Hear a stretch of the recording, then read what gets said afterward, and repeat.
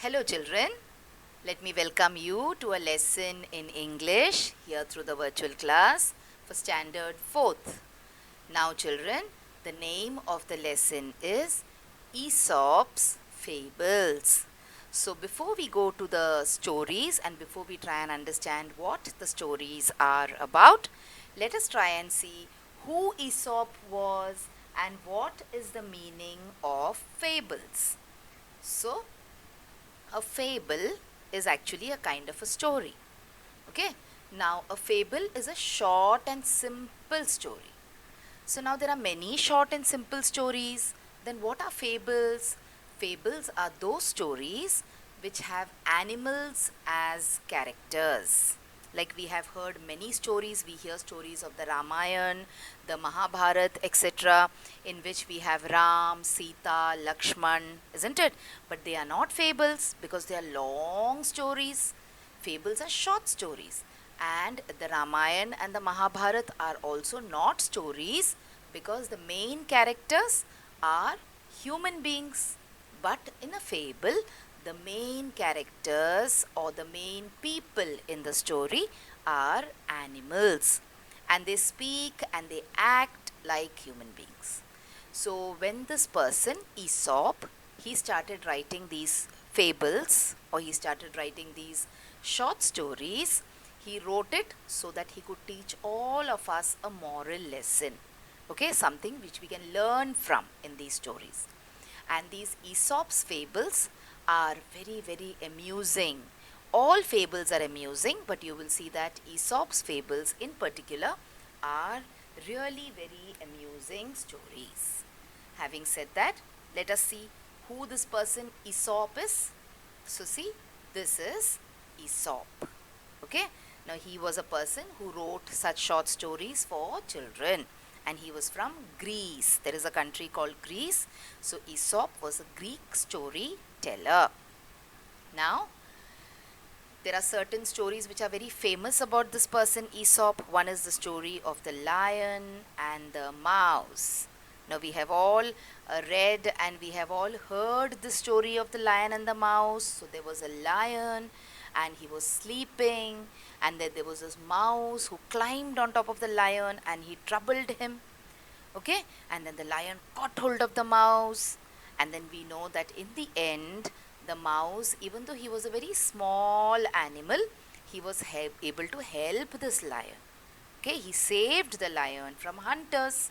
So that means that in this particular story, Aesop tried to tell us that we should not make friends by looking at how powerful they are or by looking at how much money they are. A friend is always a friend.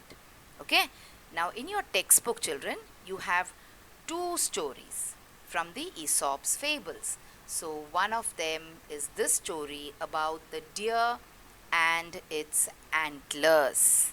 Okay, so now instead of narrating the story to you, I will show you a small clip in which you will be able to see the entire story of the deer and his antlers. After seeing the story, we will try and understand certain difficult words from the story. So come on now, let's enjoy the story of the deer and his antlers. The stag's antlers. Once a stag felt thirsty. He went to a lake to drink water. As he bent his neck to drink water, he looked at his reflection in water. On seeing his long, handsome antler, the stag thought, "What beautiful antlers I have! These shining long antlers make me the most handsome of all in my herd." And then he looked at his feet. "Oh, such ugly legs I have! These legs are always dark and dirty. But anyway, I have my beautiful antlers to feel happy about." As the stag stood admiring his antlers' reflection, he did not notice that some hunters had spotted him. The bark of the hounds alerted the stag. The stag looked at the hunters. Then he ran off as fast as he could. He ran as fast as his legs could carry him. Soon he gained speed and left the hunters far behind. At a distance, the stag spotted some bushes and trees. He ran to the spot and hid behind the bushes. Soon the hunters and the hounds came near the spot. The hounds sniffed and knew that the stag was hiding there. As the stag wanted to run off again, his antlers caught in the low branches of a tree. The stag could not run. Soon the hunters shot down the stag. The legs the stag hated had saved him, but his beautiful antlers had made the stag lose his life. Moral: utility is important than beauty.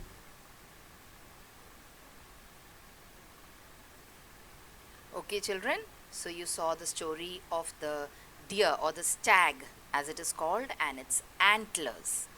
Now, what did we learn from the story? That it is very, very important for us to think about how useful a thing is and not how beautiful a thing is. Okay, now let us look at some meanings now from this story. So, we have the word antlers in your textbook, isn't it? So, what is the meaning of antlers? See here, see the deer or the stag. Can you see his beautiful horns? So, certain kind of deer, they have these branched horns. These horns look like the branch of a tree, na? And these kind of horns are called as antlers. So, what are antlers?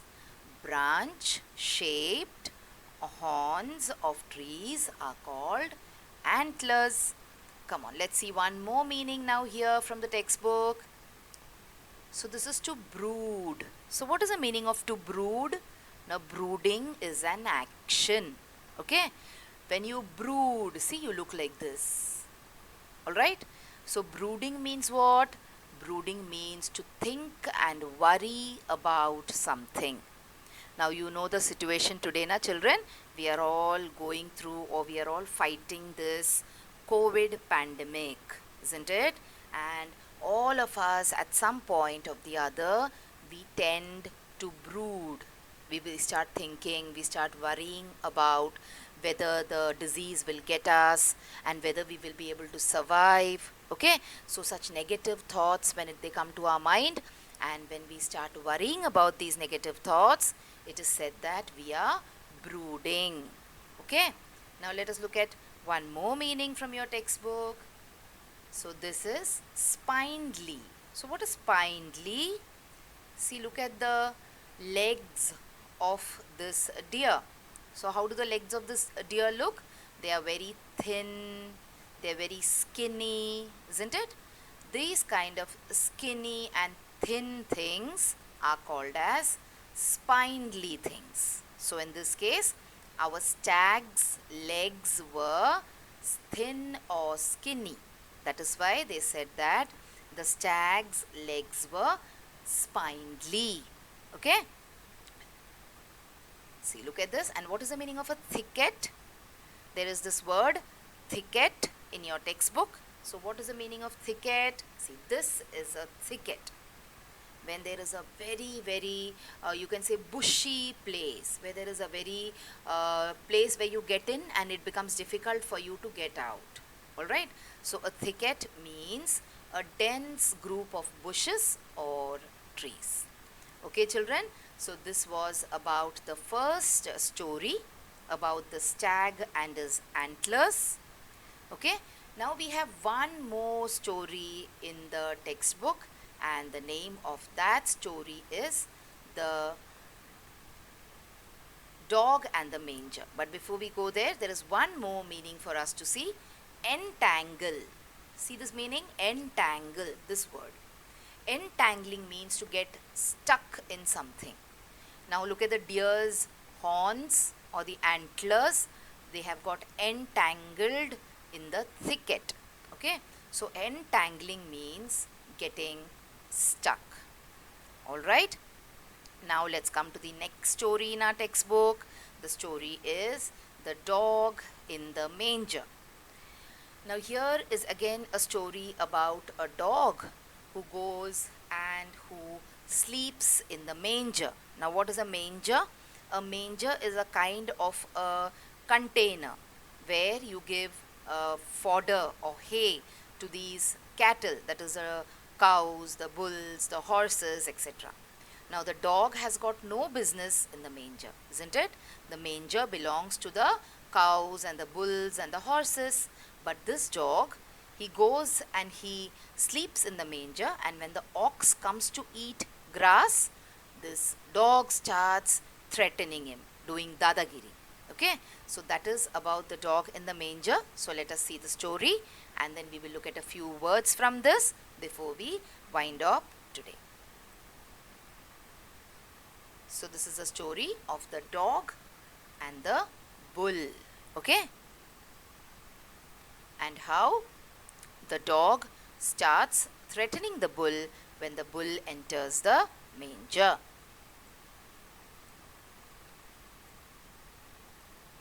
This is a manger for you. So it is a container, or it is a trough which is used to feed animals like cows and horses. And in our story we have an ox, okay, or a bull. So let's start by watching the story. It was a very hot and sunny afternoon. To escape the heat, a dog went inside a manger and lay on a pile of hay that was stocked inside. Soon, a hungry ox saw the hay in the manger and came towards it. He thought, "If I could have some hay, I would satisfy my hunger. Once that is done, I can go back to work, pulling the heavy cart down the road." Just as he entered the manger, the dog growled. Do not touch the hay. The hay and the manger are both mine.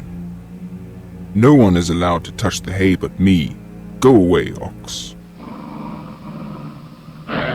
The poor ox, tired and hungry, cried out, "What a selfish dog you are!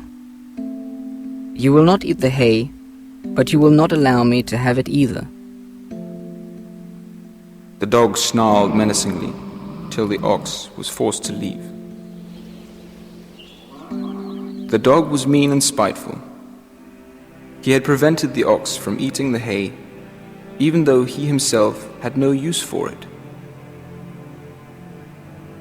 It was through this story that the phrase, "dog in the manger," was born. When someone does not allow another what he himself cannot enjoy, he is known as the dog in the manger.